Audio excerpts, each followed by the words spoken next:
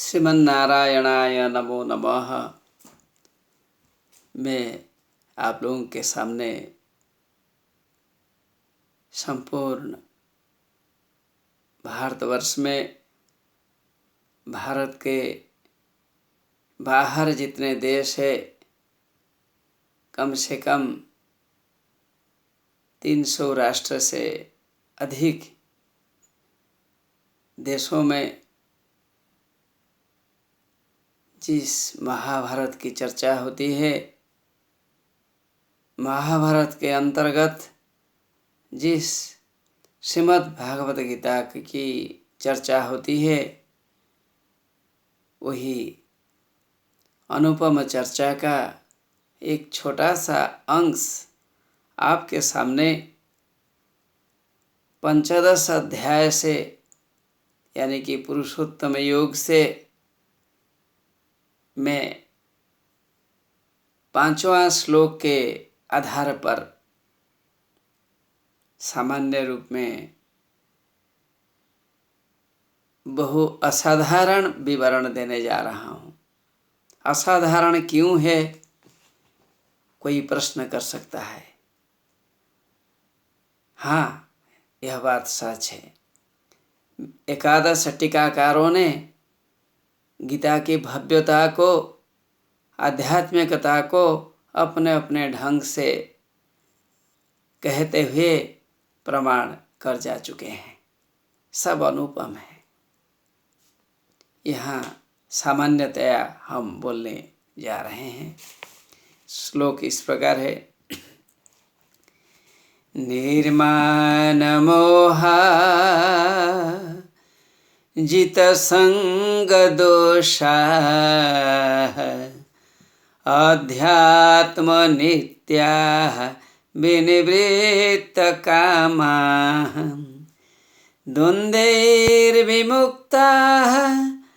सुख दुःख संजयैः गच्छन्त्यमूढा पदमव्ययं तत् गच्छन्त्यमूढा पदमव्ययं तत्। जब चर्चा की बात आती है तब श्रीमद् भागवत गीता सभी शास्त्रों से, सभी महान शास्त्रों से ऊपर चले जाते हैं, या श्रीमद् भागवत गीता सबके ऊपर चली जाती है इनके विचार के लिए। सूक्ष्म शब्दों के माध्यम से अद्भुत विचार सामने रखा जाता है। इस श्लोक में यह बतलाया गया है कि हमारे जो अद्वैत भाव है, अर्थात जिसमें दो भाव नहीं होता है, आत्मा अलग ईश्वर अलग, ऐसा विचार जहाँ नहीं होता है, अर्थात मुक्ति के समय में आत्मा परमात्मा एक हो जाते हैं। आत्मा परमात्मा में मिल जाती है तो अपनी अस्तित्व को वह खो देती है। शंकराचार्य ने कहा है, मध्वाचार्य ने थोड़ा सा परिवर्तन करते हुए कहा है कि नहीं, गुणात्मक दृष्टि से भिन्न होने के कारण आत्मा यद्यपि ब्रह्म को प्राप्त करता है, फिर भी वह भिन्न सत्ता के रूप में रहती है। मध्वाचार्य ने कहा है तत्व एक द्वैतवादी है, एक अद्वैतवादी है। जैसे भी आप ग्रहण करें, यदि कोई अद्वैत भाव में ग्रहण करता है, अर्थात परमात्मा में मिलने के बाद आत्मा अपनी सत्ता को खो देती है, यदि ऐसा विचार कोई रखता है, यह भी अनुपम है, अतुलनीय है।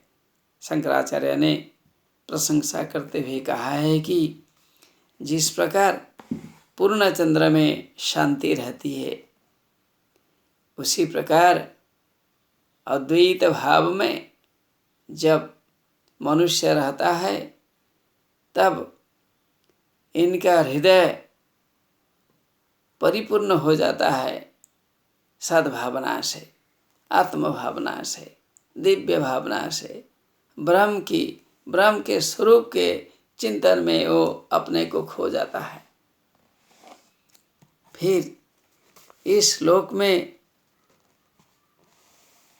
7 गुणों के बारे में वर्णन किया गया है। एक है निर्माण, अर्थात जहाँ अहंकार का भाव न हो, मैं करता हूँ इस प्रकार अहंकार जिसके मन में न हो। निर्मोह, जहाँ मिथ्या ज्ञान नहीं होता है। जित संग दोषा, आसक्ति दोष रहित जो है, अर्थात जिसने संगों को छोड़ दिया है, आसक्ति को छोड़ दिया है। ज्ञानेंद्रियों में जो आसक्तियाँ होती है, इन आसक्तियों को जिसने छोड़ दिया है, आसक्ति एक दोष होता है, ऐसा दोष जिनके मन में न हो। अध्यात्म नित्या, जो नित्य आत्मज्ञान में रत हो, आत्मा के बारे में जो हमेशा चिंतन करता रहता है, या जो लोग आत्मा के ज्ञान में चिंतन करते रहते हैं। विनिवृत्त कामाः, जिन लोगों में कामना न हो, लोभ न हो, लालच न हो।